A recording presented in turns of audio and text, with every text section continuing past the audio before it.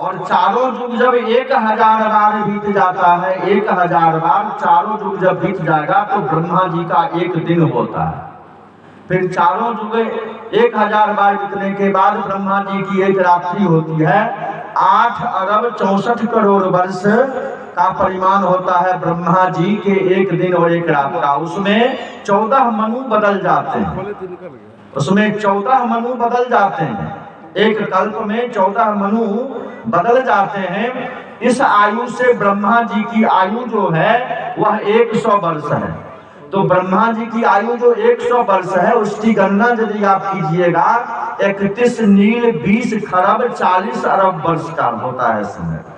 और इतना समय जब बीत जाता है तब पुरुषोत्तम भगवान जो होते हैं उनका एक पल झपकता है। अब आप इस काल की गणना को यदि समझेंगे तो सिर चकरा जाएगा। एक बार इस पर में सेमिनार हुआ था विश्वविद्यालय में, उसमें मुझे भाग लेने का मौका मिला था। उसमें जर्मनी के, अमेरिका के, इंग्लैंड के, सभी देश के बड़े बड़े वैज्ञानिक उसमें उपस्थित हुए थे। और खगोल पर में, ज्योतिष पर में और काल गणना पर में ही उसमें मुख्य विषय था। वह सब जो अपना वक्तव्य दिया और यहाँ के जो विशेषज्ञ लोग वक्तव्य देने लगे तो वह बौक हो गया सुन करके, एकदम बिल्कुल स्तब्ध गया रह गया कि हमारा चिंतन और हमारी गणना और हमारा रिसर्च इसके सामने में तो एकदम बौना है, कुछ भी नहीं है। तो वहीं पर में जो है मुझे इन सारी बातों का तथ्य संग्रह प्राप्त हुआ। वैसे इन सारी बातों का वर्णन अपने यहाँ के ज्योतिष शास्त्र में भी है। तो अब किस युग की कितनी आयु है सबका वर्णन है। तो कलयुग जो है सो कहा जो यह तो परमात्मा के द्वारा प्रवर्तित चक्र है, इसीलिए आप मुझे रहने के लिए जो स्थान निर्धारित कर देंगे मैं वहीं रहूंगा, मैं वहीं रहूंगा, मैं वहां से अन्यत्र कहीं भी नहीं जाऊंगा, कोई भी बाधा उपस्थित नहीं करूंगा। तो कलयुग इस तरह से जब कहा तो महाराज परीक्षित 4 स्थान जो है उसके रहने के लिए निर्धारित कर दिए। सबसे पहला स्थान निर्धारित कर दिए जिसको कहा जाता है वधशाला, जहां पर में वध किया जाता है किसी प्राणी का, कहे जो वहां पर में तुम रहो। दूसरा स्थान उसके रहने के लिए नियुक्त किए द्यूत, द्यूत द्यूत माने जुआ, सट्टेबाजी, जहां पर में हो वहां पर में तुम निवास करो। तीसरा स्थान बतला दिए जहां पर में मदिरालय हो, अर्थात मधुशाला, जहां पर में लोग मदिरा पान करके नशा में प्रमत्त और उन्मत्त हो जाएं, वहां पर में तुम निवास करो। चौथा स्थान बतलाए कि जहां पर में व्यभिचार और वेश्यावृत्ति का स्थान हो वहां पर में तुम निवास करो।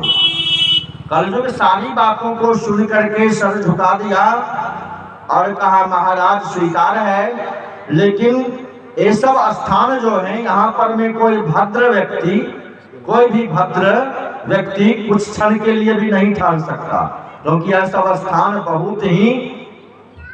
बहुत ही गया गुजरा स्थान है। यहाँ पर में कोई भद्र व्यक्ति एक क्षण के लिए भी नहीं टिक सकता।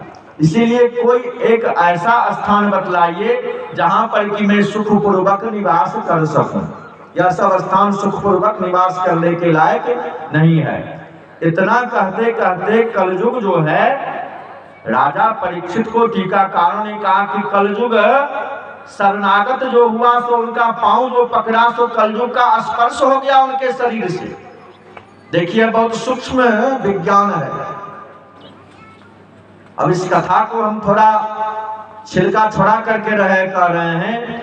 कलयुग का स्पर्श जो राजा परीक्षित के साथ हुआ तो स्पर्श से जो है, स्पर्श दोष से बुद्धि में परिवर्तन होता है। यही कारण है कि किसी भी व्यक्ति को किसी का स्पर्श करने से पहले बहुत सोचना चाहिए कि उसका स्पर्श करना कितना शुभ है और कितना अशुभ है। कितना मंगल है कितना अमंगल है, क्योंकि स्पर्श दोष से जो है बुद्धि बिगड़ जाती है। स्पर्श दोष से आदमी जो है उसकी एकाग्रता भंग होती है। स्पर्श दोष से तो श्री ठाकुर जी कहते हैं, श्रेष्ठ जनों के चरणों में सिर देकर कोई करे प्रणाम, शुभ तो उसका होता निश्चय, छीन हो आयु उसकी जान। ठाकुर जी की जो वाणी है अनुश्रुति में बंगला में उसका अनुवाद है कि कोई महत व्यक्ति के पैर पर में अपने सिर को रख करके यदि कोई व्यक्ति प्रणाम करता है तो जो प्रणाम करने वाला व्यक्ति है उसका शुभ निश्चित हो जाता है। लेकिन जिसको वह प्रणाम करता है, जिस महत व्यक्ति को, उसकी आयु का क्षय हो जाता है। वह यदि जिंदा रहने वाला है 80 वर्ष तो उसकी आयु अब 79.5 वर्ष जागा रह जाएगा। इसीलिए महत व्यक्ति को प्रणाम करने का नियम ठाकुर जी दिए। महत व्यक्ति का माने हुआ जैसे स्वयं पुरुषोत्तम का वंशधर, कोई बहुत बड़ा साधक, कोई बहुत बड़ा सिद्ध पुरुष, इन लोगों को महत कहा जाता है। इनके शरीर से ऊर्जा और उष्मा का जो है संचार होते रहता है। यदि कोई व्यक्ति उनके पैर पर में सिर रख करके यदि प्रणाम कर देगा तो उसके भीतर में जो रोग आदि है वह भी संचारित जागा हो जाएगा। रामकृष्ण परमहंस देव जी को क्या हुआ, एक व्यक्ति कैंसर की पीड़ा से कराह रहा था और उसे भोगने की प्रबल लालसा थी। अब वह मर जाएगा कैंसर से, इस कारण से वह व्याकुल हो रहा था। वह सीधे वहां पहुंचा और रामकृष्ण देव जी के पांव पर में गिर गया, अपना सिर रख दिया कि ठाकुर आप मेरे कैंसर का हरण कर लीजिए।